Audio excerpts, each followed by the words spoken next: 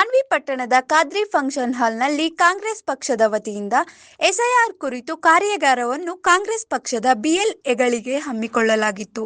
ಕಾಂಗ್ರೆಸ್ ಸಂಸದ ಜಿ. ಕುಮಾರನಾಯಕ ಚಾಲನೆ ನೀಡಿ ಮಾತನಾಡಿ, ಕೇಂದ್ರ ಸರ್ಕಾರದ ಸಂವಿಧಾನಿಕ ಸಂಸ್ಥೆಯಾದ ಚುನಾವಣೆ ಆಯೋಗವನ್ನು ಬಳಸಿಕೊಂಡು ಎಸ್ಐಆರ್ ಮೂಲಕ ಮತದಾರರ ಮತದಾನದ ಹಕ್ಕನ್ನು ಕಸಿಯುವುದಕ್ಕೆ ಹೊರಟಿದ್ದು, ಮತದಾನದ ಹಕ್ಕುಗಳನ್ನು ಕಳೆದುಕೊಂಡ ಲಕ್ಷಾಂತರ ಜನರು ದೇಶದ ಉನ್ನತ ನ್ಯಾಯಾಲಯಕ್ಕೆ ಅಪೀಲು ಸಲ್ಲಿಸಿದ್ದರೂ ಸಹ ತಮ್ಮ ಮತದಾನದ ಹಕ್ಕನ್ನು ಉಳಿಸಿಕೊಳ್ಳುವುದಕ್ಕೆ ಸಾಧ್ಯವಾಗದಾಗಿದೆ ಎಂದು ಕಳವಳ ವ್ಯಕ್ತಪಡಿಸಿದರು. ಮಾಜಿ ಸಚಿವ ವಿಧಾನ ಪರಿಷತ್ ಸದಸ್ಯ ಎನ್ಎಸ್ ಬೋಸರಾಜು ಮಾತನಾಡಿ, ರಾಜ್ಯ ಸರ್ಕಾರದ ಪಂಚ ಗ್ಯಾರಂಟಿಗಳನ್ನು ಪಡೆಯುವುದಕ್ಕೆ ಮತದಾರರ ಪಟ್ಟಿಯಲ್ಲಿ ಫಲಾನುಭವಿಗಳು ತಮ್ಮ ಹೆಸರನ್ನು ಹೊಂದಿಸಿರುವುದು ಅಗತ್ಯವಾಗಿದೆ. ರಾಜ್ಯ ಸರ್ಕಾರವು ಉಚ್ಚ ನ್ಯಾಯಾಲಯದ ಸೂಚನೆಯಂತೆ ರಾಜ್ಯದಲ್ಲಿ 7 ಕಾರ್ಪೊರೇಷನ್ಗಳಿಗೆ ಹಾಗೂ ಸ್ಥಳೀಯ ಸಂಸ್ಥೆಗಳಾದ ಗ್ರಾಮ ಪಂಚಾಯಿತಿಗಳಿಗೆ ಆಗಸ್ಟ್ ತಿಂಗಳು ನೋಟಿಫಿಕೇಶನ್ ಜಾರಿಯಾಗಲಿದೆ ಎಂದರು. ಪಕ್ಷದ ಮೀಟಿಂಗ್ಗಳು ಬಂದಂಥದ್ದಲ್ಲ, ಬಹಳ ಜವಾಬ್ದಾರಿಯುತವಾಗಿ ಬರುವಂಥ ಇನ್ನು 27 ದಿವಸ 2 ದಿವಸ ಕಳೆದೋಗಿದೆ. ಆಗಲೇ 1ನೇ ತಾರೀಕಿನಲ್ಲಿ ಪ್ರಕ್ರಿಯೆ ಪ್ರಾರಂಭ ಆಗಿತ್ತು. 2 ದಿನ ಮುಗಿದೋಗಿದೆ. ಮುಖಂಡರನ್ನು ಕರೆದು ತರಬೇತಿ ಕೊಡ್ತಕ್ಕಂಥ ಒಂದು ಕಾರ್ಯಕ್ರಮ ಕಳೆದ 2 ತಿಂಗಳಲ್ಲಿ ನಡೀತಾ ಇದೆ. ಒಂದು ನಾವು ಅರ್ಥ ಮಾಡ್ಕೊಳ್ಬೇಕು, ಇವತ್ತೇನು ತಾವೆಲ್ಲ ಇಲ್ಲಿ ಬಂದಿರಿ, ದಯವಿಟ್ಟು 1 ತಾಸು ಹಾಗೂ ಸದಸ್ಯ ಮಿತ್ರರೇ, ಮುಖಂಡರುಗಳೇ ಹಾಗೂ ಈ ಚುನಾವಣೆಯ ಮತದಾನದ ಪರಿಷ್ಕರಣೆಯಲ್ಲಿ ಅತಿ ಮುಖ್ಯವಾಗಿ ಜವಾಬ್ದಾರಿ ತಗೊಂಡಿರ್ತಕ್ಕಂಥ ಈ BLA block booth level agent 2 ನಂಬರ್ನ ಆಗಿ ತಾವೆಲ್ಲ ಇದರಲ್ಲಿ ಭಾಗವಹಿಸಿದಿರಿ. ಈಗಾಗಲೇ ಜಿಲ್ಲಾ ಮಟ್ಟದಲ್ಲಿ, ರಾಜ್ಯ ಮಟ್ಟದಲ್ಲಿ, ಡಿವಿಷನ್ ಮಟ್ಟದಲ್ಲಿ ಎಲ್ಲ ಕ್ಷೇತ್ರಗಳಿಂದ ಮುಖಂಡರನ್ನು ಕರೆದು ತರಬೇತಿ ಕೊಡ್ತಕ್ಕಂಥ ಒಂದು ಕಾರ್ಯಕ್ರಮ ಕಳೆದ 2 ತಿಂಗಳಿಂದ ನಡೀತಾ ಇದೆ. ಒಂದು ನಾವು ಅರ್ಥ ಮಾಡ್ಕೊಳ್ಬೇಕು, ಇವತ್ತೇನು ತಾವೆಲ್ಲ ಇಲ್ಲಿ ಬಂದಿದ್ರಿ, ದಯವಿಟ್ಟು 1 ತಾಸು 1.5 ತಾಸು ಭಾಳ ಮಾತನಾಡಿರ್ತಕ್ಕಂಥದ್ದು ಮತ್ತು ಇಲ್ಲಿ ಪ್ರೆಸೆಂಟೇಷನ್ ಮಾಡಿರ್ತಕ್ಕಂಥದ್ದು ಭಾಳ ಅರ್ಥ ಮಾಡ್ಕೊಳ್ತಕ್ಕಂಥ ಒಂದು ಜವಾಬ್ದಾರಿ ಇದೆ. ಹಾಗಾಗಿ ನಾನು ಪ್ರಥಮ ಬಾರಿಗೆ ಶಾಸಕರಿಗೆ MP ಹೇಳಿ ನಾನು ಮಾತಾಡ್ತಾಯಿದ್ದೀನಿ ಮುಂದೆ. ಸುಮ್ಮನೆ ಇದು ಪಕ್ಷದ ಮೀಟಿಂಗ್ಗಳು ಬಂದಂಥದ್ದಲ್ಲ, ಭಾಳ ಜವಾಬ್ದಾರಿಯುತವಾಗಿ ಬರುವಂಥ ಇನ್ನೂ 27 ದಿವಸ 2 ದಿವಸ ಕಳೆದೋಗಿದೆ. ಆಗಲೇ 1ನೇ ತಾರೀಕಿನಿಂದ ಈ ಪ್ರಕ್ರಿಯೆ ಪ್ರಾರಂಭ ಆಗಿತ್ತು. 2 ದಿನ ಮುಗಿದೋಗಿದೆ. ಇನ್ನು 27 ದಿವಸ ಅಂದರೆ 19 ಈ ತಿಂಗಳವರೆಗೂ ಮಾತ್ರ ಸಮಯ ಇದೆ. ಅಷ್ಟರ ಒಳಗಾಗಿ ನಮ್ಮ ಬೂತ್ನಲ್ಲಿರ್ತಕ್ಕಂಥ ಪ್ರತಿಯೊಬ್ಬ ವೋಟ್ರನ್ನು ಎನ್ರೋಲ್ಮೆಂಟ್ ಮಾಡಬೇಕು. ಅದರ ಜೊತೆಯಲ್ಲಿ ಹೊಸದಾಗಿ 18 ವರ್ಷ ಆಗಿರ್ತಕ್ಕಂಥವ್ರು ಸಹಿತ ಎನ್ರೋಲ್ಮೆಂಟ್ ಮಾಡಬೇಕು. ಅದು ಏನೇನು ಬೇಕು, ಪೇಪರ್ಸು ಯಾವ ರೀತಿಯಾಗಿ ಫಾರ್ಮ್ ತುಂಬಬೇಕು ಅಂಬುದು ನಿಮಗೆ ಮುಂದೆ ಬರುವಂಥ ಸಂದರ್ಭದಲ್ಲಿ ಎಲ್ಲ ಪ್ರೆಸೆಂಟೇಷನ್ ಮುಖಾಂತರ ನಿಮಗೆ ತೋರಿಸ್ತಾ ಇರ್ತಾರೆ. ಹಾಗಾಗಿ ನೀವೆಲ್ಲ ಭಾಳ ಶ್ರದ್ಧೆಯಿಂದ ಕೇಳ್ಕೋಬೇಕು. ಆಮೇಲೆ ತಾವು ಆದ ನಂತರ ಕೇಳಬೇಕು, ನಿಮಗೇನು ಡೌಟ್ ಇದೆ, ಯಾವ ರೀತಿ ಮಾಡಬೇಕು, ಏನು ಮಾಡಬೇಕು, ಈ ರೀತಿ ಆದರೆ ಹೆಂಗೆ, ಆ ರೀತಿ ಆದರೆ ಹೆಂಗೆ, ಅವ್ರು ಊರಲ್ಲಿದ್ದರೆ ಎಲ್ಲಿದ್ದರೆ ಏನು ಮಾಡಬೇಕು, ಇವೆಲ್ಲವೂ ನೀವು ಕೇಳಬೇಕಾಗ್ತದೆ. ಸೊ ಹಾಗಾಗಿ ಹೇಳಿರ್ತಕ್ಕಂಥದ್ದೆಲ್ಲ ತಾವು ಮನವರಿಕೆ ಮಾಡಿಕೊಳ್ಬೇಕು. ಶ್ರದ್ಧೆಯಿಂದ ಈ ಸಭೆಯಲ್ಲಿ ಭಾಗವಹಿಸಬೇಕಂತೇಳಿ ತಮ್ಮಲ್ಲಿ ಕಳಕಳಿ ಪ್ರಾರ್ಥನೆ ಮಾಡ್ತೀನಿ. ಈಗಾಗಲೇ ನಮ್ಮ ಕ್ಷೇತ್ರದಿಂದ ಕೆಲವರು ಜಿಲ್ಲಾ ಮಟ್ಟಕ್ಕೆ ಹೋಗಿ ತರಬೇತಿ ಮಾಡ್ಕೊಂಡು ಬಂದಿದ್ದಾರೆ. ಅವರು ಈಗಾಗಲೇ ಕೆಲವು ಕಡೆ ಮೀಟಿಂಗ್ಗಳು ಮಾಡಿ ನಮ್ಮ BLA 2ಗೆ ಮಾಹಿತಿಗಳು ಕೊಟ್ಟಿದ್ದಾರೆ. ಮಾಹಿತಿ ಈಗಾಗಲೇ 1ನೇ ತಾರೀಕಿನಿಂದ ಪ್ರಕ್ರಿಯೆ ಪ್ರಾರಂಭ ಆಗಿ ಈಗ ತಾನೇ ನಾವು ತಹಸೀಲ್ದಾರ್ ಸಾಹೇಬ್ರನ್ನ ಕರೆದು ವಿಷಯ ತಿಳ್ಕೊಂಡ್ವಿ. ಈಗಾಗಲೇ 47,000 ಚಿಲ್ಲರೆ ಇವತ್ತು ಮೊನ್ನೆ 2 ದಿನದಲ್ಲಿ ನಮ್ಮ ತಾಲೂಕದಲ್ಲಿ ಆಗಿದೆ. ರಾಜ್ಯದಲ್ಲಿ 7ನೇ ಮಟ್ಟದಲ್ಲಿದೆ. 2 ದಿವಸದಲ್ಲಿ ಮಾನ್ವಿ ಕ್ಷೇತ್ರ 7th ಪ್ಲೇಸ್ನಲ್ಲಿದೆ. ಅಂದರೆ ಅಷ್ಟು ಮಟ್ಟಿಗೆ ಆಗಿದೆ ಅಂಥೇಳಿ. ಸೊ ಅದರ ಜೊತೆಯಲ್ಲಿ ಕೆಲವೊಂದು ಬೂತ್ಗಳಲ್ಲಿ ಏನೂ ಆಗಿಲ್ಲ ಎಂಬುದನ್ನು ಇದೆ. ಆ ಬೂತ್ಗಳು ಸಹಿತ ನಾನು ಹಿಂದುಗಡೆ ಓದ್ತೀನಿ. ಇದು ಭಾಳ ಮುಖ್ಯವಾಗಿರ್ತಕ್ಕಂಥದ್ದು. ಮತದಾನ ಮಾಡುವಂಥದ್ದು ಸಾಂವಿಧಾನಿಕವಾಗಿ ನಮ್ಮೆಲ್ಲರಿಗೂ ಜವಾಬ್ದಾರಿ ಇರ್ತಕ್ಕಂಥದ್ದು. ಎರಡನೇದು, ನಮ್ಮ ರಾಜ್ಯದಲ್ಲಿ ಈಗಾಗಲೇ ನಮ್ಮ ಸರ್ಕಾರ, ಕಾಂಗ್ರೆಸ್ ಸರ್ಕಾರ ನಿರ್ಧಾರದ ಕೈಗೊಂಡಂತೆ ನೀವು ಏನೇ ಸರ್ಕಾರ ವತಿಯಿಂದ ಅನುಕೂಲ ಮಾಡಿಕೊಳ್ಬೇಕಾದ್ರೆ ಈ ಎಲೆಕ್ಷನ್ ಕಾರ್ಡ್ ನಿಮಗೆ ಬೇಕೇ ಬೇಕು. ಎಲೆಕ್ಷನ್ ಕಾರ್ಡ್ ಬೇಕಂದರೆ ಈ 19ನೇ ತಾರೀಕು ಒಳಗಾಗಿ ನೀವು ಪರಿಪೂರ್ಣವಾಗಿ ಆ ಫಾರಮ್ಗಳು ತುಂಬಿ ನಿಮ್ಮದು ಎಲೆಕ್ಷನ್ ಲಿಸ್ಟ್ನಲ್ಲಿ ನಿಮ್ಮ ಹೆಸರು ಬರೋಂಗೆ ಮಾಡಬೇಕು. ಮಾಡಿದರೆ ಮಾತ್ರ ನಿಮಗೆ ಕಾರ್ಡ್ ಬರ್ತದೆ. ಆ ಕಾರ್ಡ್ ಬಂದರೆ ಮಾತ್ರ ಸರ್ಕಾರದಿಂದ ಇಲ್ಲಿ ಕೆಲವರು ಕಾರುಗಳು ತೊಗೊಂಡ್ರು ಸರ್ಕಾರ ವತಿಯಿಂದ SC/ST ಕಾರ್ಪೊರೇಷನ್, ಮೈನಾರಿಟಿ ಕಾರ್ಪೊರೇಷನ್.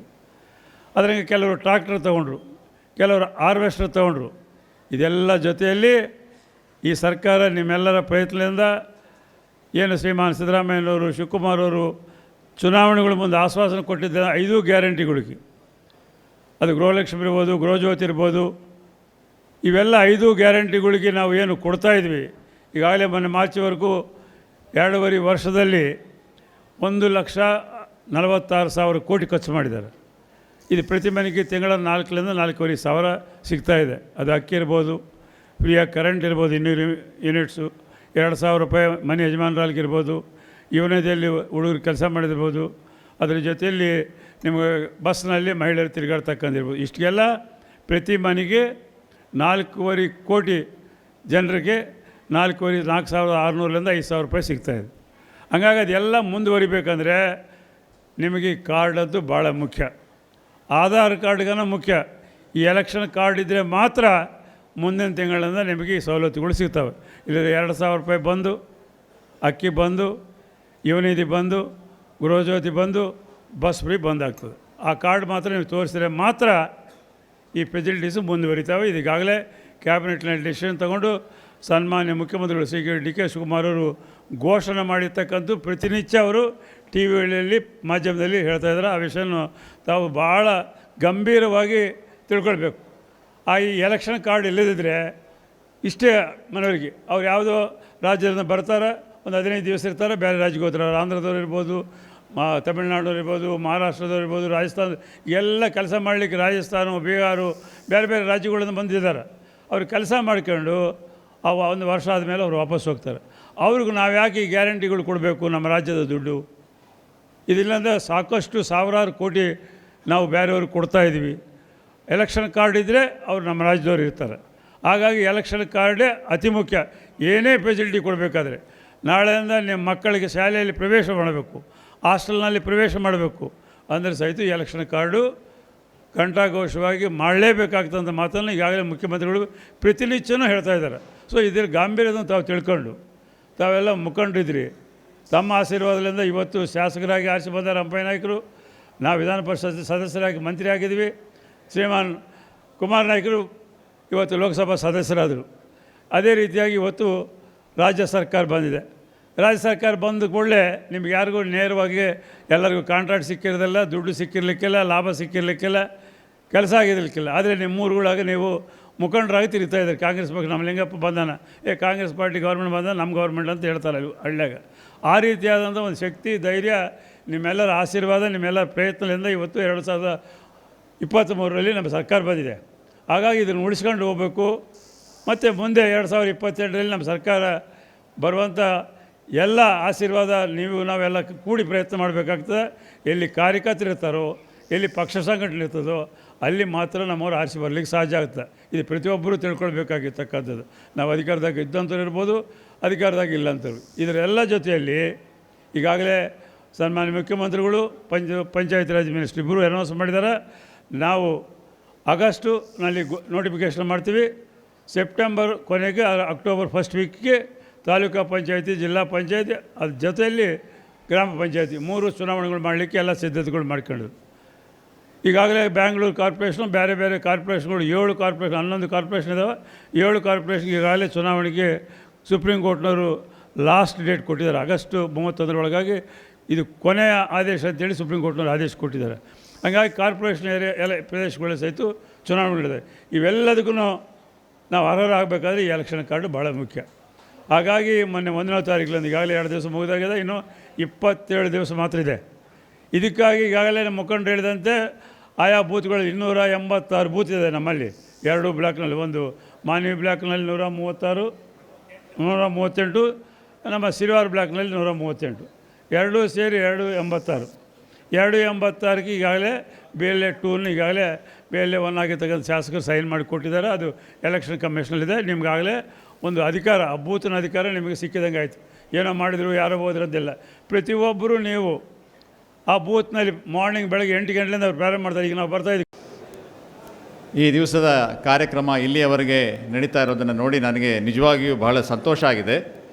ಈ ಒಂದು ಏನು SIR ಪ್ರಕ್ರಿಯೆ ನಡೀತಾ ಇದೆ, ಅದರ ಬಗ್ಗೆ ಇಷ್ಟೊಂದು ಕೂಲಂಕುಷವಾಗಿ ಚರ್ಚೆ ಮಾಡಿ ಅದನ್ನು ಅರ್ಥ ಮಾಡಿಕೊಂಡು ಅದರಲ್ಲಿರುವಂಥ ಸಂಶಯಗಳನ್ನ ನಿವಾರಣೆ ಮಾಡಲಿಕ್ಕೆ ನಾವು ಪ್ರಯತ್ನ ಮಾಡ್ತಾ ಇರುವಂಥದ್ದು ನಿಜವಾಗಿಯೂ ಅದಕ್ಕೆ ಕಾರಣೀಭೂತರಾದಂಥ ಶ್ರೀಯುತ NS ಬೋಸರಾಜ್ರವರಿಗೂ ಮತ್ತು ಈ ಭಾಗದ ಶಾಸಕರಾದಂಥ ಶ್ರೀಯುತ ಹಂಪಯ್ಯ ನಾಯಕರವರಿಗೂ ನಾನು ಹೃತ್ಪೂರ್ವಕವಾಗಿ ಅಭಿನಂದನೆಗಳನ್ನ ಸಲ್ಲಿಸಲಿಕ್ಕೆ ಬಯಸ್ತಾ ಇದ್ದೇನೆ. ಈಗ ತಾನೇ ಮಾತನಾಡ್ತಾ ಹೇಳಿದ್ವಿ, ಇದು ಒಂಥರ ಡಿಮಾನಿಟೈಸೇಷನ್ ಇದ್ದಂಗೆ. ನಿಮ್ಮ ಜೇಬಲ್ಲಿದ್ದಂಥ ಎಲ್ಲ ದುಡ್ಡು ಝೀರೋ ಅಂತ ಹೇಳಿದ್ರೆ, ಅದೇ ರೀತಿ ನೀವೆಲ್ಲರೂ ಯಾರೂ ವೋಟರ್ಸ್ಗಳಲ್ಲ ಅಂಥೇಳಿ ಮೊದಲನೇ ಹೇಳ್ತಾರೆ. ಯಾವ ರೀತಿ ನನಗೆ ನನ್ನ ಜೇಬಿನಲ್ಲಿರುವಂಥ ದುಡ್ಡೆಲ್ಲ ಹೋಯಿತು ಅಂತ ಹೇಳಿದರೆ, ನಾನು ಮೊದಲನೇದಾಗಿ ಏನು ಮಾಡ್ತೀನಿ ಅಂತ ಹೇಳಿದರೆ, ಮೊದಲನೇದಾಗಿ 1000 ರೂಪಾಯಿ ನೋಟ್ ತೊಗೊಳ್ತೀನಿ. ಅದಾದಮೇಲೆ 500 ರೂಪಾಯಿ ನೋಟ್ ಹೋಗ್ಬಿಟ್ಟು ಹೇಳಬೇಕಲ್ಲ, ಇದು 1000 ರೂಪಾಯಿ ನೋಟು, ಇದು ಹಿಂಗೆ ಬಂತು, ಹಂಗೆ ಬಂತು, ಇದು ನಂದು ಅಂತ ಹೇಳಿ ತೊಗೊಳ್ತೀವಿ. ಅದೇ ರೀತಿ 500 ರೂಪಾಯಿ ನೋಟು, ಅದಾದಮೇಲೆ 100 ರೂಪಾಯಿ ನೋಟು, ಅದಾದಮೇಲೆ 50 ರೂಪಾಯಿ ನೋಟು, ಅದಾದಮೇಲೆ 1 ರೂಪಾಯಿ 2 ರೂಪಾಯಿ ನೋಟಿಗೆ ಬರ್ತೀವಿ. ನೋಟುಗಳಿಗೆ ಒಂದು ವ್ಯಾಲ್ಯೂ ಇದೆಯೇ ಹೊರತು ನಮ್ಮ ಮನುಷ್ಯರಿಗೆ, ನಮ್ಮ ಓಟ್ಗಳಿಗೆ ಎಲ್ಲ ಒಂದೇ ವ್ಯಾಲ್ಯೂ ಅನ್ನೋದನ್ನು ತಾವು ದಯವಿಟ್ಟು ಅರ್ಥ ಮಾಡ್ಕೊಳ್ಳಿ. ಆದರೂ ಕೂಡ ನಮ್ಮ ಸಿಸ್ಟಮ್ನಲ್ಲಿ ನಾವು ಎಷ್ಟು ವಿದ್ಯಾಭ್ಯಾಸ ಮಾಡ್ಕೊಂಡಿದ್ದೇವೆ, ನಮಗಿದ್ರ ಬಗ್ಗೆ ಕಲ್ಪನೆ ಎಷ್ಟಿದೆ, ನಾವೆಷ್ಟು ಅನುಕೂಲವಂತರು, ಎಷ್ಟು ಸ್ಥಿತಿವಂತರು, ನಮ್ಮ ಜೊತೆ ಯಾರು ಅಧಿಕಾರಿಗಳು ಸಂಪರ್ಕದಲ್ಲಿದ್ದಾರೆ, ಎಲ್ಲ ನೋಡಿದ್ರ ಮೇಲೆ ನನಗೇನು ಅನಿಸ್ತದೆ ಅಂತ ಹೇಳಿದರೆ, ಈ ರೀತಿಯ 1000 ರೂಪಾಯಿ ನೋಟು, 500 ರೂಪಾಯಿ ನೋಟು, 100 ರೂಪಾಯಿ ನೋಟು ಎಲ್ಲ ಹೋಗ್ಬಿಡ್ತವೆ. ಕೊನೆಗೆ ಉಳ್ಕೊಳ್ಳೋ ಯಾವುದು ಅಂತ ಹೇಳಿದರೆ 2 ರೂಪಾಯಿ ನೋಟು ಮತ್ತು 1 ರೂಪಾಯಿ ನೋಟು ಮಾತ್ರ. ಅದು ಯಾವುದು ಅಂತ ಹೇಳಿದ್ರೆ ನಾವು, ಅಂದರೆ ನಮ್ಮ ಕಾಂಗ್ರೆಸ್ನ ಯಾರೋ ಮೂಲಭೂತ ಏನು ನಮ್ಮ ಸಪೋರ್ಟರ್ಸ್ ಇದ್ದಾರೆ, ನಮ್ಮನ್ನು ಬೆಂಬಲ ಮಾಡೋರಿದ್ದಾರೆ, ಕಾಂಗ್ರೆಸ್ ಪಾರ್ಟಿಗೆ ವೋಟ್ ಮಾಡೋರು ಯಾರಿದ್ದಾರೆ, ಅವರು ಮಾತ್ರ ಉಳ್ಕೊಂಡ್ಬಿಡ್ತಾ ಇದ್ದಾರೆ. ಅದಕ್ಕೆ ಒಂದೇ ಒಂದು ಮಂತ್ರ, ಇಡೀ ಬ್ರಿಟಿಷ್ನೇ ಒದ್ದೋಡಿಸಂಥ ಶಕ್ತಿಯುಳ್ಳಂಥ ಈ ಜನತೆ ಆಗಲೂ ಕೂಡ ಇಷ್ಟು ಕೂಡ ವಿದ್ಯಾಭ್ಯಾಸ ಇರಲಿಲ್ಲ, ಇಷ್ಟು ಕೂಡ ತಿಳುವಳಿಕೆ ಇರಲಿಲ್ಲ, ಇಷ್ಟು ಕೂಡ ಸಂಪತ್ತಿರಲಿಲ್ಲ, ಇಷ್ಟು ಕೂಡ ಇರಿಗೇಷನ್ ಇರಲಿಲ್ಲ. ಆದರೂ ಕೂಡ ನಾವು ಒಂದು ಶಕ್ತಿಯಾಗಿ ಸಾಮ್ರಾಜ್ಯಶಾಹಿಯನ್ನೇ ಒದ್ದೋಡಿಸಿರುವಂಥ ಸಂದರ್ಭದಲ್ಲಿ ಈ ರೀತಿಯ ಹುನ್ನಾರವನ್ನು ನಾವು ಹುಟ್ಟಡಗಿಸಲಿಕ್ಕೆ ಕಾಂಗ್ರೆಸ್ ಪಕ್ಷ ಸಶಕ್ತವಾಗಿದೆ ಅಂಥೇಳಿ ನಾನು ಹೇಳಲಿಕ್ಕೆ ಬಯಸ್ತಾ ಇದ್ದೇನೆ. ಅದನ್ನು ಮಾಡುವ ದಳಪತಿಗಳು ಏನು ಕೆಲಸ ಮಾಡ್ತಾ ಇದ್ದಾರೆ ನಾನು ನೋಡಿದರೆ ಬಹಳ ಸಂತೋಷ ಆಗ್ತದೆ. ಶಾಲಮ್ನವ್ರು ಎಷ್ಟು ಇಂಟ್ರೆಸ್ಟ್ ತೊಗೊಂಡು ಮಾಡ್ತಾ ಇದ್ದಾರೆ, ಅದೇ ರೀತಿ ಹೂಲ್ಗೇರಿಯವರು ಎಷ್ಟು ಇಂಟ್ರೆಸ್ಟ್ ತೊಗೊಂಡು ಲಿಂಗ್ಸೂರಿನಲ್ಲಿ ಮಾಡ್ತಾ ಇದ್ದಾರೆ. ರಾಮಣ್ಣವರಾಗಬಹುದು, ರಾಜಶೇಖರ್ ನಾಯಕರವರಾಗಬಹುದು, ಯಾವ ರೀತಿ ದೇವದುರ್ಗದಲ್ಲಿ ಅಷ್ಟೊಂದು ಇಂಟ್ರೆಸ್ಟ್ ತೊಗೊಂಡು ಮಾಡ್ತಾ ಇದ್ದಾರೆ. ನಾನು ಕೇವಲ ಇಲ್ಲಿ ಕಂಡಂಥ ನಮ್ಮ ಹಿರಿಯ ನಾಯಕರ ಹೆಸರು ಮಾತ್ರ ಹೇಳ್ತಿದ್ದೀನಿ, ಆದರೆ ಆಯಾ ತಾಲೂಕುಗಳಲ್ಲಿ ನಮ್ಮ ಹಿರಿಯ ನಾಯಕರೆಲ್ಲರೂ ಕೆಲಸ ಮಾಡ್ತಾ ಇದ್ದಾರೆ ಅಂತೇಳಿ ಹೇಳಲಿಕ್ಕೆ ಬಯಸ್ತಾ ಇದ್ದೀನಿ. ಈ ರೀತಿ ಮಾಡೋದ್ರಿಂದಲೇ ಮಾತ್ರ ನಾವು ಈ ಒಂದು ಹುನ್ನಾರವನ್ನು, ಈ ಒಂದು ಆಕ್ರಮಣವನ್ನು, ಈ ಒಂದು ಸಾಜಿಷ್ನ ಹಿಮ್ಮೆಟ್ಟಿಸಲಿಕ್ಕೆ ಸಾಧ್ಯ ಆಗ್ತದೆ. ದಯವಿಟ್ಟು ನಾವೆಲ್ಲರೂ ಕಾಂಗ್ರೆಸ್ ಪಕ್ಷದ ಎಲ್ಲ ಪದಾಧಿಕಾರಿಗಳು, ಎಲ್ಲ ಕಾರ್ಯಕರ್ತರು ಅರ್ಥ ಮಾಡ್ಕೊಳ್ಬೇಕು. ಇಲ್ಲಿ ಕೂತಿರುವಂಥ ಬುದ್ಧಿವಂತರಿಗೆ, ರಾಜಕೀಯದಲ್ಲಿ ಮೂರೊತ್ತು ಮುಳುಗಿಸ್ಕೊಂಡಿರುವಂಥವ್ರಿಗೆ ನಮಗೆ ಎಷ್ಟೊಂದು ಸಂಶಯಗಳು ಬರ್ತಾ ಇದ್ದಾವೆ ಅಂತ ಹೇಳಿದ್ರೆ ನೀವು ಲೆಕ್ಕ ಹಾಕ್ಕೊಳ್ಳಿ. ನೀವು ಹೊರಗಡೆ ಕೂತಿರುವಂಥ ಸಾಮಾನ್ಯ ಗೃಹಿಣಿಗಾಗಲಿ, ಸಾಮಾನ್ಯ ಒಬ್ಬ ರೈತನಿಗಾಗಲಿ, ಒಬ್ಬ ಕೂಲಿಕಾರನಿಗಾಗಲಿ ಎಷ್ಟು ಸಂಶಯ ಬರ್ಬೋದು ಇದನ್ನು ತುಂಬಿಸ್ಲಿಕ್ಕೆ. ಅವರ ಹುನ್ನಾರವೇ ಅಷ್ಟು. ಸಂಶಯ ಬರಲಿ, ತಡ ಆಗಲಿ, ಅವ್ರ ವೋಟ್ ಹೋಗಲಿ, ಅದಾದಮೇಲೆ ಒಂದು ಎಲೆಕ್ಷನ್ ನಡೆದುಬಿಡಲಿ, ನಾವು ಬಂದುಬಿಡೋಣ ಅಧಿಕಾರಕ್ಕೆ ಅನ್ನೋದು ಅವರ ಒಂದು ಕೃತ್ಯ. ಅದನ್ನು ಮಾಡಿ ಅವರು ಸಕ್ಸಸ್ಫುಲ್ ಆಗಿದ್ದಾರೆ. ಎಲ್ಲೆಲ್ಲಿ ಬಿಹಾರದಲ್ಲಿ ಸಕ್ಸಸ್ಫುಲ್ ಆದರು, ಅದೇ ರೀತಿ ಪಶ್ಚಿಮ ಬಂಗಾಳದಲ್ಲೂ ಸಕ್ಸಸ್ಫುಲ್ ಆದರು. ಗೆದ್ದಂತಹ ಭಾಜಪಗೂ ಸೋತಂತಹ TMCಗೂ ಇದ್ದಂತಹ ಒಟ್ಟು ಅಂತರ 34 ಲಕ್ಷ ಮತಗಳು ಮಾತ್ರ. ಪಶ್ಚಿಮ ಬಂಗಾಳ ರಾಜ್ಯ ನಮಗಿಂತ ಬಹಳ ದೊಡ್ಡ ರಾಜ್ಯ, ಕರ್ನಾಟಕಕ್ಕಿಂತ ಬಹಳ ದೊಡ್ಡದು, ಜನಸಂಖ್ಯೆ ದೊಡ್ಡದಾಗಿದೆ. ಗೆದ್ದಂಥವ್ರಿಗೂ ಸೋತಂಥವ್ರಿಗೂ ಇದ್ದಂಥ ವ್ಯತ್ಯಾಸ ಕೇವಲ 34 ಲಕ್ಷ ವೋಟುಗಳು. ಆ ಒಂದು ಸ್ಲೈಡಿಗೆ ಬಂದರೆ ಗೊತ್ತಾಗ್ತದೆ. 90 ಲಕ್ಷಕ್ಕೂ ಹೆಚ್ಚು ಮತದಾರರನ್ನು ಅವರು ನೀವು ಮತದಾರರಲ್ಲ ಅಂಥೇಳಿ ಹೇಳಿದರು. 27ರಿಂದ 30 ಲಕ್ಷ ಮತದಾರರು ನಾವು ಅಪೀಲ್ ಮಾಡ್ತೀವಿ, ನಮಗೆ ಕಾಲಾವಕಾಶ ಕೊಡಿ ಅಂತ ಹೇಳಿದರೆ, ಅತ್ಯಂತ ಖೇದದಿಂದ ನಾನು ಪಾರ್ಲಿಮೆಂಟ್ ಸದಸ್ಯನಾಗಿ ಮಾತು ಹೇಳಬೇಕಾಗ್ತದೆ. ನಮ್ಮ ಸುಪ್ರೀಂ ಕೋರ್ಟ್ ನೀವು ಈ ಸಲ ವೋಟ್ ಮಾಡದೆ ಹೋದರೂ ಪರವಾಗಿಲ್ಲ, ಮುಂದಿನ ಸಲ ಮಾಡಿ ಎನ್ನುವ ಒಂದು ವಿಚಿತ್ರವಾದಂಥ ಒಂದು ಏನು ಅವರು ಒಂದು ಧೋರಣೆಯನ್ನು ತಳ್ಕೊಂಡ್ರಲ್ಲ, ಅದು ನಿಜವಾಗಿಯೂ ಬಹಳ ಕಳವಳಕಾರಿಯಾದಂತು. ಯಾರಾದರೂ ಈ ರೀತಿ ಹೇಳ್ತಾರೆ? ಯಾರಾದರೂ ಈ ರೀತಿ ಹೇಳ್ತಾರಾ? ಸ್ಪಷ್ಟವಾಗಿ ಗೊತ್ತಾಗುತ್ತೆ. ಗೆದ್ದಿದ್ದು ಸೋತಿದ್ದು 34 ಲಕ್ಷದಲ್ಲಿ, ಕಟ್ ಮಾಡಿದ್ದಂಥದ್ದು 91 ಲಕ್ಷ. ಅದರಲ್ಲಿ ಕೊನೆಗೆ ಅಪೀಲ್ ಮಾಡಲಿಕ್ಕೆ ಅವಕಾಶವೇ ಕೊಡದಿರೋವಂಥದ್ದು. ಈ ದೇಶದ ಅತ್ಯಂತ ಉನ್ನತ ನ್ಯಾಯಾಲಯದ ಆಶೀರ್ವಾದವನ್ನು ಪಡೆದು ಈ ರೀತಿಯ ಒಂದು ಆಕ್ರಮಣ ನಡೆದಿದೆ ಅಂಥೇಳಿ ನಾನು ಅತ್ಯಂತ ಜವಾಬ್ದಾರಿಯಿಂದ ಈ ಮಾತನ್ನು ಹೇಳಲಿಕ್ಕೆ ಬಯಸ್ತಾ ಇದ್ದೀನಿ. ಈ ರೀತಿಯ ಹುನ್ನಾರವನ್ನು ನಾವು ತಡಿಬೇಕು ಅಂತ ಹೇಳಿದರೆ ಮೈಯೆಲ್ಲ ಕಣ್ಣಾಗಿರಬೇಕು. ಶ್ರೀಯುತ ಬೋಸರಾಜ್ರವರಿಗೆ ಇಷ್ಟೊಂದು ಕೂಲಂಕಷವಾಗಿ ಮಾಡುವ ಅವಶ್ಯಕತೆ ಏನಿದೆಯೋ ನನಗೆ ಗೊತ್ತಿಲ್ಲ. ಒಬ್ಬ ನಾಗರಿಕನಾಗಿ, ಒಬ್ಬ ಪ್ರಜ್ಞಾವಂತ ಪ್ರಜೆಯಾಗಿ ಅವರಿಗೆ ಕೆಲಸ ಮಾಡ್ತಾ ಇದ್ದಾರೆ. ಯಾವುದೇ ಮಾಜಿ ಸಚಿವರಾಗಿ ಅಲ್ಲ, ಅಥವಾ MLA ಆಗಿ ಅಲ್ಲ, MLC ಆಗಿ ಅಲ್ಲ, ಪ್ರಜ್ಞಾವಂತ ಮತದಾರರಾಗಿ ಕೆಲಸ ಮಾಡ್ತಾ ಇದ್ದಾರೆ ಅಂತ ಹೇಳಲಿಕ್ಕೆ ಬಯಸ್ತಾ ಇದ್ದೀನಿ. ಈಗ ತಾನೇ ಅವ್ರ ಜೊತೆ ಇಲ್ಲಿಗೆ ಹೊರಡೋಲಿಕ್ಕೆ ಅವ್ರ ಮನೆಗೆ ನಾನು ಹೋಗಿದ್ದಾಗ, ಆಗ ತಾನೇ ಅವ್ರ ಮನೆಗೆ ಬಂದಿದ್ದರು. ಯಾರು? BLOಗಳು, ಅಧಿಕಾರಿಗಳು ಬಂದಿದ್ದರು ನೋಡೋಣ ಅಂಥೇಳಿ. ಅವ್ರು ಮಾಡ್ಕೊಂಡಂಥ ಸಿದ್ಧತೆ ನೋಡಿ ನನಗೆ ಭಾಳ ಆಶ್ಚರ್ಯ ಆಯಿತು. ಎಲ್ಲ ರೆಡಿ ಇಟ್ಕೊಂಡಿದ್ದಾರೆ ಅವರು.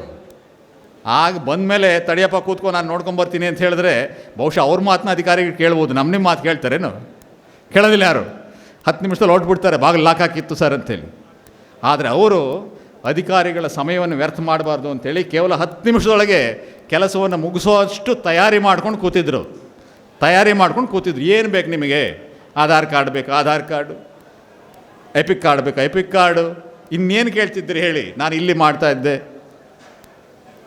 ನನ್ನ ಮಗ ಇಲ್ಲಿದ್ದಾರೆ, ಎಲ್ಲವನ್ನು ಪರಿಶೀಲನೆ ಮಾಡ್ಕೊಂಡು ರೆಡಿ ಇಟ್ಕೊಂಡಿದ್ರು. ಒಂದು ಫೈಲೆಲ್ಲ ಹಾಕಿಟ್ಕೊಂಡಿದ್ರು. 10 ನಿಮಿಷದಲ್ಲಿ ಅವ್ರು ಕೆಲಸ ಮಾಡಿ ಮುಗಿಸಿ ಕಳಿಸಿದರು. ಈ ರೀತಿಯ ಸಿದ್ಧತೆಯನ್ನು ನಮ್ಮ ಎಲ್ಲ ನಾಗರಿಕರು, ನಾನು ಕೇವಲ ಕಾಂಗ್ರೆಸ್ ಪಕ್ಷದ ಮತದಾರರು ಅಂತ ಹೇಳಲಿಕ್ಕೆ ಹೋಗಲ್ಲ, ಮತದಾರರಲ್ಲ ಅವರೆಲ್ಲ ನಾಗರಿಕರು. ಮೊದಲನೇದಾಗಿ ಅವರೆಲ್ಲ ನಮ್ಮ ದೇವದುರ್ಗದವರು, ಮಾನ್ವಿಯವರು, ರಾಯಚೂರಿನವರು. ಅವರು ಯಾರೂ ಕೂಡ ತಮ್ಮ ವ್ಯಾಲ್ಯೂ 0 ಅಂತ ತಿಳ್ಕೊಳ್ಳಿಕ್ಕೆ ಆಗಬಾರ್ದು. ತಮ್ಮ ವ್ಯಾಲ್ಯೂ 1 ರೂಪಾಯಿ ಅಂತ ಇಟ್ಕೊಳ್ಳೋಕ್ಕಾಗಲ್ಲ. ನಾವು 1000 ರೂಪಾಯಿ ಅಂತೇಳಿ ಅವ್ರ ಮನದಟ್ಟಾಗಬೇಕು. ಅದನ್ನು ಮಾಡುವಂಥ ಒಂದು ಕೆಲಸವನ್ನು ಈಗ ನಾವು ಮಾಡೋಣ ಅಂಥೇಳಿ ಈ ಒಂದು ಅವಕಾಶವನ್ನು ನಾವು ವ್ಯರ್ಥ ಮಾಡೋದು ಬೇಡ. ನಮಗೆ ಸವಾಲನ್ನೇ ನಾವು ಒಂದು ಅವಕಾಶವಾಗಿ ಮಾಡ್ಕೊಳ್ಬೇಕು. A threat is N opportunity for us.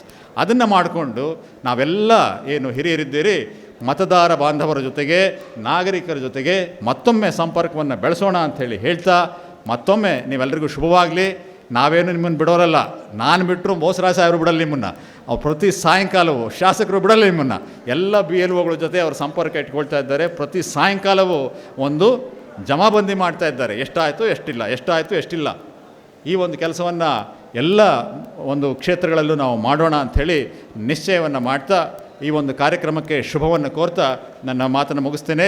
ಮಾಧ್ಯಮದ ಮಿತ್ರರು ಕೂಡ ಆಗ್ತಾ ಇರುವಂಥ ಪರಿಶ್ರಮದ ಬಗ್ಗೆ, ಬರ್ತಾ ಇರುವಂಥ ಪ್ರಶ್ನೆಗಳ ಬಗ್ಗೆ, ಅವರ ವೈವಿಧ್ಯತೆಯ ಬಗ್ಗೆ ನೀವು ಜನರಿಗೆ ಮಾಹಿತಿ ಮಾಡಿಕೊಡಿ. ತನ್ಮೂಲಕ ಸರ್ಕಾರಕ್ಕೆ, ಎಲೆಕ್ಷನ್ ಕಮಿಷನ್ಗೆ ಈ ಕೆಲಸ ಎಷ್ಟು ಕಷ್ಟಕರವಾಗಿದೆ, ಎಷ್ಟು ತೀಕ್ಷ್ಣವಾಗಿದೆ, ಈ ಹಳ್ಳಿಗಾಡಿನ ಪ್ರದೇಶದ ಸಮಸ್ಯೆ ಏನು ಅನ್ನೋದನ್ನು ಆ ಬೆಂಗಳೂರಿನಲ್ಲಿ ಕೂತಂಥ, ಡೆಲ್ಲಿನಲ್ಲಿ ಕೂತಂಥ ಅವರಿಗೆ ನೀವು ಮನವರಿಕೆ ಮಾಡಿಕೊಡ್ಬೇಕು ಅಂಥೇಳಿ ನಿಮ್ಮನ್ನು ಕೋರ್ತಾ ನಾನು ಮಾತು ಮುಗಿಸ್ತೇನೆ. ನಮಸ್ಕಾರ. ನಮ್ಮ ನೆಚ್ಚಿನ ನಾಯಕರು ಬೋಸರಾಜ್ ಅವರು ಹೇಳಿದಂಗೆ ಸಾಕಷ್ಟು BLOಗಳ ಕರ್ತವ್ಯ ಏನು ಅಂತಕ್ಕಂಥದ್ದು ಸುದೀರ್ಘವಾಗಿ ಹೇಳಿದರು. ಅದಾದ ನಂತರ ನಮ್ಮ ಸಿದ್ದಿಕೆ ಇಸಾದ್ ಅವರು ಭಾಳ ತರಬೇತಿ, ಭಾಳ ಚೆಂದಾಗಿ ಮಾತಾಡಿ ಪ್ರತಿಯೊಬ್ಬರಿಗೆ ಕಿವಿಯಲ್ಲಿ ಕೊಡ್ತಕ್ಕಂಥ ರೀತಿಯಲ್ಲಿ ಅವರು ಉತ್ತಮವಾಗಿ ಈ ಒಂದು ಟ್ರೈನಿಂಗ್ ಬಗ್ಗೆ ಮಾತಾಡಿದರು. ಅದರ ಜೊತೆಗೆ ಲಾಸ್ಟಿಗೆ ನಮ್ಮ ಸಂಸದರಂಥ ಕುಮಾರ್ ನಾಯ್ಕ ಅವರು ಕೂಡ ಈ BLO ಅವರ ಕರ್ತವ್ಯವನ್ನು SIR ಅನ್ನೋದ್ರ ಬಗ್ಗೆ ಕೂಡ ಅವರು ಹೇಳಿದರು. ಇದರಲ್ಲಿ ನಾವು ಹೆಚ್ಚಿನ ತಲೆ ಕೆಡಿಸಿರೋದು ಏನಂದರೆ, ಇವತ್ತು BJP ಅವರು ನಮ್ಮ ಓಟುಗಳನ್ನು ಕದೀತಕ್ಕಂಥ ಕೆಲಸ ಮಾಡ್ತಿದ್ದಾರೆ ಅಂತಕ್ಕಂಥ ಮಾತು ಕೂಡ ಇಂದಿನ ಚುನಾವಣೆಯಲ್ಲಿ ನಮಗೆ ಕಂಡು ಬಂದವು. ಆ ಕದಿಬಾರದು, ನಮ್ಮ ಓಟು ನಮ್ಮಲ್ಲಿ ಇರಬೇಕು, ನಮ್ಮ ಪಕ್ಷದ ನೋಟುಗಳು ನಮ್ಮಲ್ಲಿ ಇರಬೇಕಂತಕ್ಕಂಥ ರೀತಿಯಲ್ಲಿ ನಮ್ಮ ಹಿರಿಯರು ಮುಖಂಡರು ರಾಜೀವ್ ಗಾಂಧಿಯವರು, ಮಲ್ಲಿಕಾರ್ಜುನ ಖರ್ಗೆಯವರು, ಸೋನಿಯಾ ಗಾಂಧಿಯವರು, ಇನ್ನು ಎಲ್ಲ ಕೇಂದ್ರ ಸರ್ಕಾರದಲ್ಲಿರ್ತಕ್ಕಂಥ ಕಾಂಗ್ರೆಸ್ಸಿನ ಮುಖಂಡರೆಲ್ಲರೂ ಕಲಿತು ಇದಕ್ಕೆ ಕಡಿವಾಣ ಏನು ಮಾಡಬೇಕು ಅಂತಕ್ಕಂಥ ರೀತಿಯಲ್ಲಿ ಈ ಒಂದು ಕಾರ್ಯಕ್ರಮ ನೇಮಿಸಿ ಪ್ರತಿ ಬೂತಿನವರೆಗೂ ಹೋಗಿ ಈ ಒಂದು ಕಾರ್ಯಕ್ರಮ ಅತ್ಯುತ್ತಮವಾಗಿ ತಿಳುವಳಿಕೆ ಕೊಟ್ಟು ನಾವು ಒಂದು ಓಟು ಕೂಡ ಕೆಳಲಾರ್ದಾಗ ಇವು ಮಾಡಬೇಕು ಅಂತಕ್ಕಂಥ ರೀತಿಯಲ್ಲಿ ಈ ಒಂದು ಇದೇ ತಿಂಗಳು 1ರಿಂದ 30ರವರೆಗೆ ನಡೀತಕ್ಕಂಥ ಒಂದು ಈ ಕಾರ್ಯಕ್ರಮದಲ್ಲಿ ನಾವು ಹೆಚ್ಚಿನ ರೀತಿಯಾಗಿ ಈ ಒಂದು ಕಾರ್ಯಕ್ರಮ ನಾವು ಅಳವಡಿಸಿಕೊಂಡು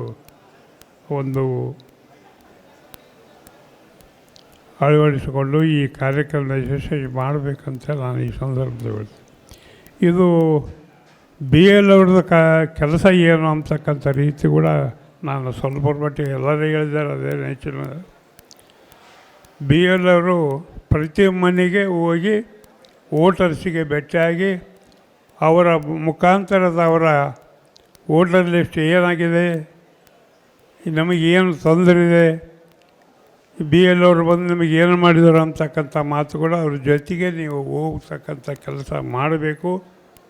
ಮಾಡಿ ಹೆಚ್ಚಿನ ರೀತಿಯಲ್ಲಿ ಓಟು ಏನಪ್ಪ ಅಂತಂದರೆ ನಮ್ಮದು ಒಂದು ಓಟು ಕೂಡ ಹೋಗದಂತೆ ನಾಳೆ ಚುನಾವಣೆಯಲ್ಲಿ ಈ ಕಾರ್ಯಕ್ರಮ ಪ್ರಾರಂಭ ಮಾಡಿ ತೋರಿಸ್ತಕ್ಕಂಥ ಕೆಲಸ ಮಾಡಿದಾಗ ನಮ್ಮ ಸರ್ಕಾರ ಆಗಲಿ, ಇವತ್ತು ನಾವು ಎಲ್ಲರೂ ಈ ಸರ್ಕಾರ ಎಷ್ಟರ ಮಟ್ಟಿಗೆ ಉತ್ತಮವಾದಂಥ ಕೆಲಸ ಕಾಂಗ್ರೆಸ್ ಪಕ್ಷ ಮಾಡ್ತದೆ ಅಂತಕ್ಕಂಥ ಮಾತು ಕೂಡ ಈ ಸಂದರ್ಭದಲ್ಲಿ ತಮ್ಮೆಲ್ಲರಿಗೂ ಗೊತ್ತು. ಇವತ್ತು ಬಡವರಿಗಾಗಿ ಅಕ್ಕಿ, ಇವತ್ತು ಲೈಟು, ಜ್ಯೋತಿ, ಬಸ್ಸು ಫ್ರೀ, ಇವಾಗ ಎಲ್ಲ ಕಾರ್ಯಕ್ರಮಗಳು ಇವತ್ತು ಕಾಂಗ್ರೆಸ್ ಪಕ್ಷನೇ ಮಾಡಿದ ಹೊರತಾಗಿ ಯಾವ ಪಕ್ಷನೂ ಇವತ್ತು ಬಡವರ ಸಲುವಾಗಿ ಮಧ್ಯಮದ ವರ್ಗದ ಸಲುವಾಗಿ ಮಾಡಿಲ್ಲ. ಇವತ್ತು ಬಡವರಿಗಷ್ಟೇ ಬಸ್ಸಿನಲ್ಲಿ ಹೋಗುವಂಥದ್ದಿತ್ತು. ಮಾನ್ಯ ಮಾಜಿ ಮುಖ್ಯಮಂತ್ರಿಗಳಂತ ಸಿದ್ದರಾಮಯ್ಯನವರು ಎಲ್ಲರೆಲ್ಲ ನನ್ನ ಮಕ್ಕಳು ಕೂಡ ಬಸ್ಸಿನಾಗ ಹೋಗ್ತಕ್ಕಂಥ ಕೆಲಸ ಮಾಡ್ತೀನಿ ಅಂತಕ್ಕಂಥ ಮಾತು ಕೊಟ್ಟು ಇವತ್ತು ಎಲ್ಲರಿಗೂ ಇವತ್ತು ಮಹಿಳೆಯರು ಬಸ್ಸಿನಲ್ಲಿ ಹೋಗ್ತಕ್ಕಂಥ ಕಾರ್ಯಕ್ರಮ, ಭಾಗ್ಯಜ್ಯೋತಿ, ಇವೆಲ್ಲ ಪ್ರಾರಂಭ ಮಾಡಿದ್ರು. ಇಂಥ ಕಾರ್ಯಕ್ರಮಗಳು ಅವರು ಒಂದೊಂದು ಹತ್ತಿಕ್ಕತಕ್ಕಂಥ ಕೆಲಸ ಬಿ ಜೆ ಪಿಯವರು ಮಾಡ್ತಾರಂತಕ್ಕ ಅಂತ ಒಂದು ಇದು ಕಂಡು ಇದಕ್ಕೇನಪ್ಪ ಅಂದರೆ ಸಿರಿಗಮಾಂತರ ಆಗ್ತಕ್ಕಂಥ ಕೆಲಸ ಮಾಡಿದರು. ಇವತ್ತು ನಮ್ಮ ಸದಸ್ಯರು ಹೇಳಿದರು, ಇವತ್ತು ಬ್ರಿಟಿಷರು ಒದ್ದು ಓಡಿಸಿದರು ನಮ್ಮವರು ಅಂತಕ್ಕಂಥ ಮಾತು, ಅದು ಭಾಳ ದೊಡ್ಡ ಮಾತು. ಅಂಥವ್ರನ್ನ ನಾವು ಒದ್ದು ಓಡಿಸ್ತಕ್ಕಂಥ ಕೆಲಸ ಮಾಡಿದಾಗ ಈ ಸಣ್ಣ ಪುಟ್ಟ ಕೆಲಸ ನಮ್ಮ ಕೈಲಿ ಆಗೋದಿಲ್ಲ ಅಂದರೆ ನಮ್ಮ ರಾಜಕೀಯ ಫೇಲು, ಸಂಸಾರಿತ ಆಗೋದಿಲ್ಲ ಅಂತಕ್ಕಂಥ ಮಾತುಗಳು ಹೇಳ್ತೀವಿ. ಹೀಗಾಗಿ ಈ ಕಾರ್ಯಕ್ರಮದಲ್ಲಿ ಭಾಳ ಮುತುವರ್ಜಿ ವಹಿಸಿ, ಭಾಳ ಯೋಚನೆ ಮಾಡಿ ಪ್ರತಿಯೊಬ್ಬ ನಮ್ಮ ಅಧಿಕಾರಿಗಳು ಮತ್ತು ನಮ್ಮ ಲೀಡರು, ಬಿ ಎಲ್ ಒ ಎಲ್ಲರೂ ಏನಪ್ಪ ಅಂದರೆ ತಲೆ ಕೆಡಿಸ್ತಕ್ಕಂಥ ಕೆಲಸ ಇವತ್ತು 19ನೇ ತಾರೀಕುವರೆಗೆ ಇದು ಮಾಡಬೇಕು. ಇದರ ಜೊತೆಗೆ ಇವತ್ತು ಬಿ ಎಲ್ ಅವ್ರ ಜೊತೆಗೆ ಬಿ ಒಗಳು ಹೋಗ್ತಾರೆ.